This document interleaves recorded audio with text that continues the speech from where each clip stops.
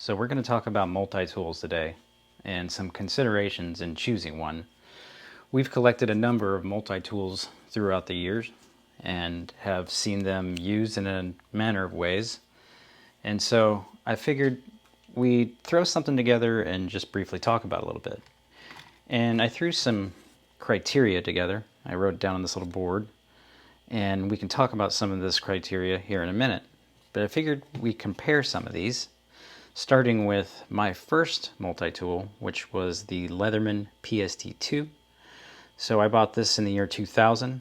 Actually, it was not this one. This was not my original PST2, but this is the case for my original PST2. You can see here's the leather case that it comes in. There's a Leatherman there. So I liked it so much that when I did finally lose it about 4 or 5 years ago, I bought this one on eBay.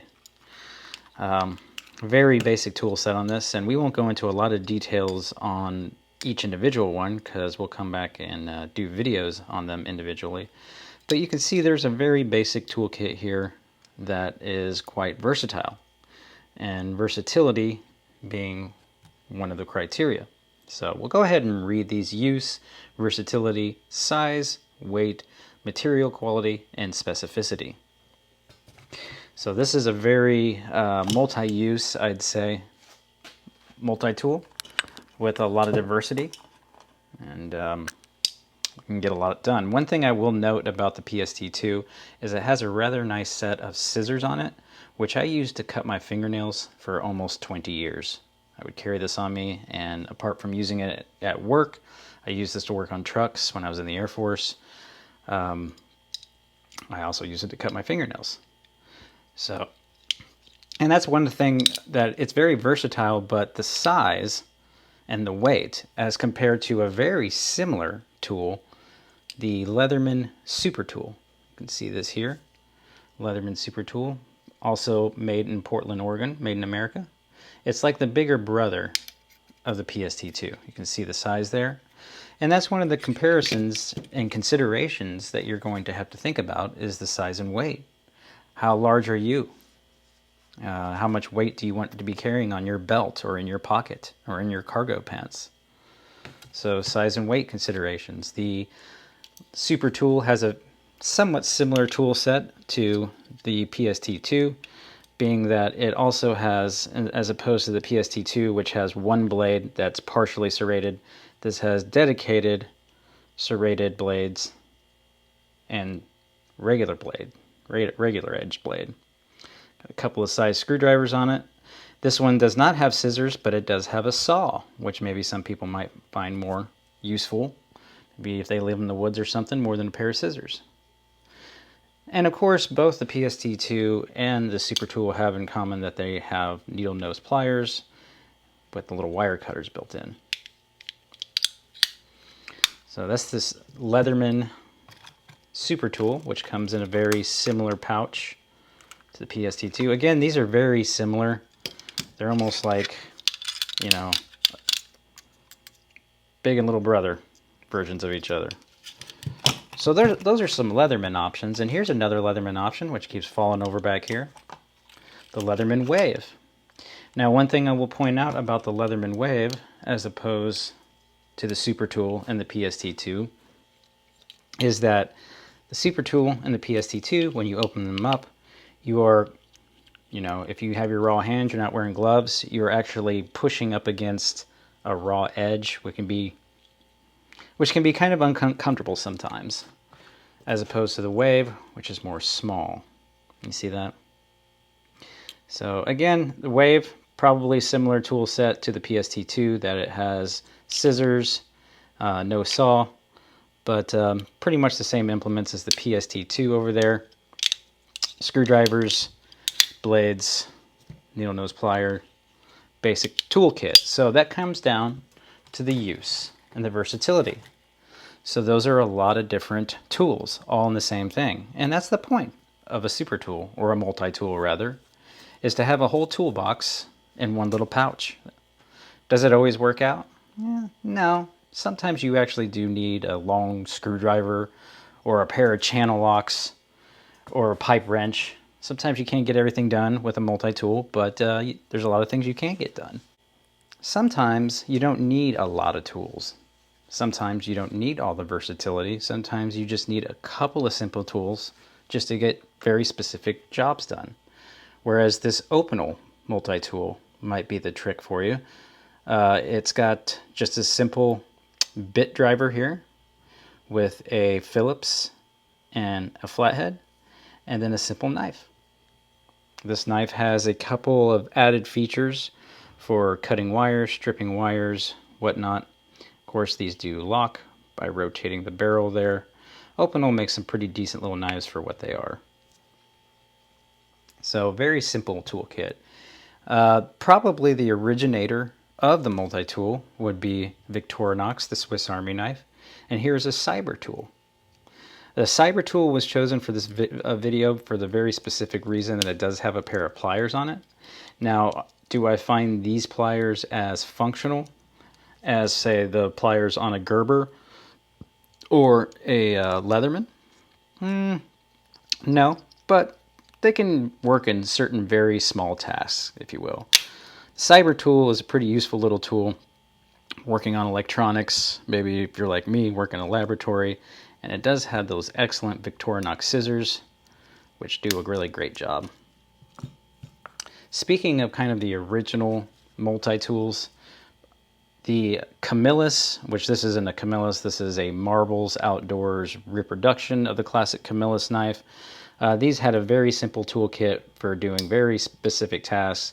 A knife, a can opener for opening your rations, cap lifter for, opening those bottles of beer whenever you get a chance, and of course the all multi-use tool. But the thing about this is the actual cap lifter on this has the big flathead screwdriver for maintaining your rifle, which was kind of the intention of the original Swiss Army knife. So, I mean, we looked at some specific tools, we looked at some Leathermans. The Gerber has some interesting options like this here, MP600, which was apparently issued to the United States Army for a number of years. I believe it still is. These are advertised as being one-handed opening. You kind of have to flick it, which doesn't always really work out so well. There you go. Just got to give it some good force. Another way that I noticed you could open it, which I don't really see anybody else talking about, is just doing that. And then, of course, it opens up, and then you have a very basic toolkit. And this, again, issued to the United States Army. I don't know if it's got some specific applications to maintain rifles. It does have 3 different sizes of screwdrivers. Built-in bottle opener to one of the screwdrivers. It's got kind of interesting, almost a Warncliffe style blade on that. And then this has a serrated blade. Interestingly enough, I was watching another video and somebody referred to this as a saw. I consider that a serrated blade, not a saw. But that's the MP600 multiplier from Gerber. A little bit more of a expensive option would be this Gerber gear, which has the side bit here, and I lost the actual bit kit that came with it, so I substituted just another one here. Basic toolkit, Phillips, flatheads, Torx. And again, this is another one where you have to slide up from the side. Got a big old needle nose on that, and this does have the carbide cutting piece that is missing from the MP600, which a lot of MP600s do have that. This one does not, for whatever reason. And then the pouch considerations is something that I didn't really put, the actual sheath. I mean, with the Gerber, in most cases, you get like these like canvas pouches, which are made somewhere else, if you know what I mean. Whereas Leatherman, you generally get a leather pouch. So there's that. One final consideration that we're going to talk about, and we didn't really talk about material quality, but, Gerber doesn't really list in many cases what steel they use. Leatherman does, I found. Victorinox, of course, has their proprietary stainless steel. The main thing about material quality, and I'm not going to nitpick on Leatherman versus Gerber versus Victorinox like other people do. I will say on material quality, you want to stay away from the really cheap garbage, like this thing right here, which came in a little survival kit. I bought a bunch of these for people for Christmas one time, the survival kits, not these specifically. And when I went to use these one time and actually use them, I bent it right there. It just warped. So stay away from the really cheap stuff is my only recommendation on the material quality.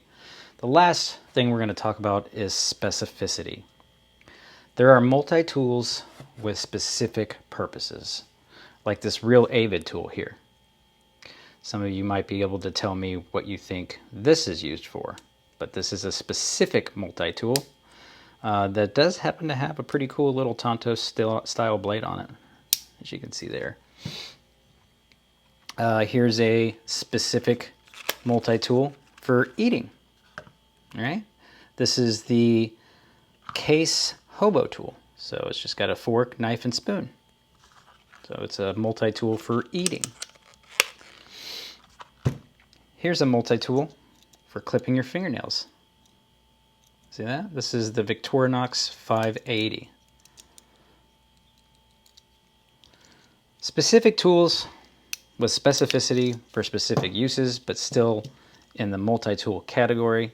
Again, I'm not going to go into a lot of details on these individual. We'll do individual videos. If anybody's watching this, let me know if there's one of these in particular you want to see a video on. I mean, even this was Grandpa's lineman tool. He was issued in the Army. You know, very specific. I believe this was for working on electrical stuff. I think this was the one. I don't think this was the one he was issued. Is it?